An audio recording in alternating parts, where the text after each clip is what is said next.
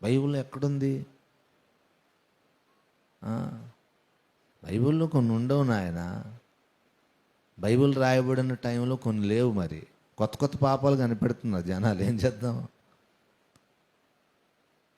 ఒక తమ్ముడే అడిగాడు, అని ఆ సిగరెట్ కాల్చకూడదని బైబిల్లో ఎక్కడుందని. నేను బైబిల్ దాకా ఎందుకు రా, పెట్టి మీదే ఉంటుంది కదా. బైబిల్ దాకా ఎందుకు? పొగ త్రాగుట ఆరోగ్యానికి హానికరమని ఎక్కడుంటుంది? అది పెట్టి మీదే ఉంటుంది. బైబిల్ దాకా ఎందుకు? సిగరెట్ పెట్టి మీద రాసి ఉంటుంది. అలా కాదు, బైబిల్లో ఉంటే అప్పుడు పాటించం అంటాడు అనమాట. ఇండైరెక్ట్గా ఉంటుంది. శరీర కార్యాల్లో మత్తత్తులు అనేది ఒకటి. గలతీ పత్రికలో ఒక మాటే చూపిస్తాను మీకు. కలలో కూడా యవ్వన బిడ్డలారా మత్తు పదార్థాల జోలికి వెళ్ళకండి. మత్తు పదార్థాల పట్ల సానుభూతి, కాస్త పాజిటివ్ మాటలు మాట్లాడే ఫ్రెండ్స్ని దగ్గరికి రానివ్వకండి. మీ మేలు కోరి చెబుతున్న 5వ అధ్యాయం 20వ వచనం 19 నుంచి చదవండి. శరీర కార్యములు, మీరు రాసుకోండి బుక్ ఉంటే. శరీర కార్యములు స్పష్టమై ఉన్నవి: జారత్వము, అపవిత్రత, కాముకత్వము, విగ్రహారాధన, అభిచారము, ద్వేషములు, కలహములు, మత్సరములు, క్రోధములు, కక్షలు, భేదములు, విమతములు, అసూయలు, మత్తతులు, అల్లరితో కూడిన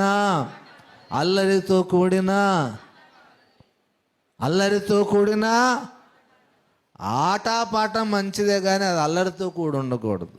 నువ్వు డ్యాన్స్ చేస్తావా, భరతనాట్యం వేస్తావా, కథకళి, కూచిపూడి చేస్తావా, అందులో అల్లరి ఉండకూడదు, డబల్ మీనింగ్ ఉండకూడదు, చెడు ఉండకూడదు. రక్షణ పొందిన యవ్వనస్తులారా, మీరు వేసే ఆట పాట అల్లరితో కూడినదై ఉండకూడదు. యవ్వన బిడ్డలు ఇన్స్టాగ్రామ్లో, ఫేస్బుక్లో డబల్ మీనింగ్ పాటలకు డ్యాన్స్లు వేయడం ఏంటండి?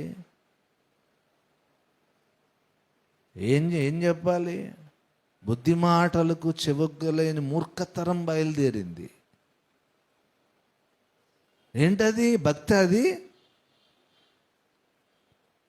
నీ సృష్టికర్త అయిన దేవుని నామాన్ని అవమానకరంగా మాట్లాడడానికి నువ్వు ఒక కారణం కలగజేయటం లేదు. ఈ లైన్గా రాసుకోండి. వీటి జోలి కూడా దేవుని బిడ్డలు వెళ్ళకూడదు, వీటి ఛాయల్లోకి వెళ్ళకూడదు. ఈ లక్షణాలు కలిగిన వారితో స్నేహం కూడా చేయకూడదు. ఇది దైవ సేవకునిగా పరిశుద్ధాత్మ వశంలో ఉండి నా ఆజ్ఞ, దేవుని ఆజ్ఞ ఇది. తర్వాత అన్నాడు, ఇటు వాటిని చేయువారు దేవుని రాజ్యమును స్వతంత్రించుకొననేరరు. స్పష్టంగా, మరి అందులో అనుమానం లేదు. మళ్ళీ మత్తు పదార్థాలను స్వీకరించేవాడు పరలోకానికి అర్హుడు కాదు. త్రాగుబోతులు దేవుని రాజ్యానికి పాత్రులు కాదు. ఆ కుర్రాడు అంటే నేను పెద్ద తాగుబోతును కాదని అప్పుడప్పుడు తీసుకుంటాను అన్నాడు.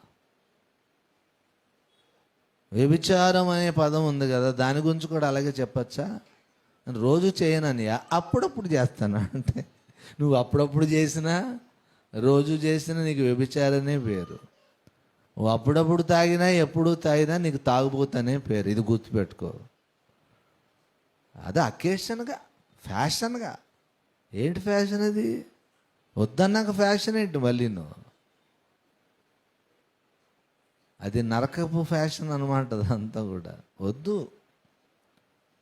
చచ్చిపోతాను కానీ నేను దాని జోలికి వెళ్ళను. రక్షణ పొందిన వాళ్ళు ఏంటండి మత్తు పదార్థాలు కాంప్రమైజ్ అవుతాం మనం దాంతో? పర్వాలేదని చెప్పగలవా దాన్ని? ఖండించకపోతే, గద్దించకపోతే కొంతమంది అనుకుంటున్నారు సాఫ్ట్గా దైవజనుడు ఉన్నాడంటే పర్వాలేదు, దాన్ని ఆయన కూడా యాక్సెప్ట్ చేశాడు అనుకుంటున్నారు. ఎప్పుడూ ఒకసారి మాత్రం దెబ్బ పడుతుంది గట్టిగా, మామూలుగా పడదు. రోమాపత్రిక, దేవునికి ఇష్టం లేని లక్షణాలు, 1వ అధ్యాయం 29లో చూడండి. 28, మరియు వారు తమ మనస్సులో దేవునికి చోటియనులకపోయారు గనక చేయరాని కార్యములు చేయుటకు దేవుడు వారిని భ్రష్ట మనస్సుకు దేవునికి ఎప్పుడైతే నువ్వు చోటు ఇవ్వవో ఆటోమేటిక్గా దేనికి అప్పగించబడతావు? భ్రష్టత్వం వచ్చేస్తుంది. ప్రార్థనకు, వాక్యానికి, దేవునికి ఎప్పుడు నీలో చోటు ఉండదో ఇంకొకటి వచ్చి చేరుతాయి. చదవండి.